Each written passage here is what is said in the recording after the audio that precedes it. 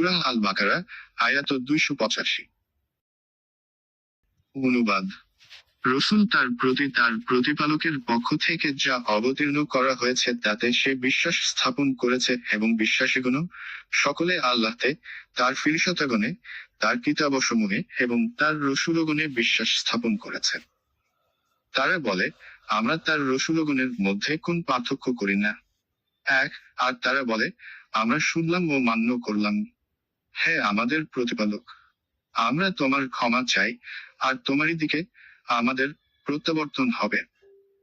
তাফসীর: এই আয়াতে এমন কিছু বিষয়ের উল্লেখ করা হয়েছে যার উপর ঈমানদারদেরকে ঈমান আনতে বলা হয়েছে। এর পরের আয়াতে আল্লাহর রহমত, তার দয়া এবং তার অনুগ্রহের কথা উল্লেখ করে বলা হয়েছে যে তিনি মানুষকে তার সাধ্যাতীত কোন কাজের ভাগ দেন না। হাদিসে এই শেষ দুটি আয়াতের অনেক ফয়লতের কথা এসেছে। নবী করিম সাল্লাল্লাহু আলাইহি ওয়াসাল্লাম বলেছেন, যে ব্যক্তি সূরা বাকারার শেষের দুটি আয়াত রাতে পড়ে নেয়, তার জন্য এই আয়াত দুটি যথেষ্ট হয়ে যায়। বুখারী, ইবনে কাসির, অর্থাৎ এই আমলের কারণে মহান আল্লাহ তার হেফাজত করবেন।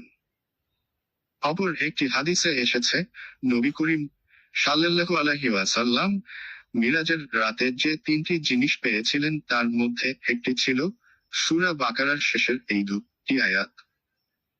সহিহ মুসলিম অনেক বর্ণনায় এই কথাও এসেছে যে এই সূরার শেষের আয়াত দুটি রাসূল সাল্লাল্লাহু আলাইহি ওয়াসাল্লাম কে আরশের নিচের একটি ভান্ডার থেকে দেওয়া হয় এবং এই আয়াত কেবল তাকেই দেওয়া হয়, অন্য কোন নবীকে দেওয়া হয়নি।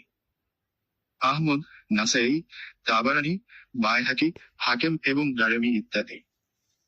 মুয়াজ রাহ এই সূরা শেষ করে আমিন বলতেন।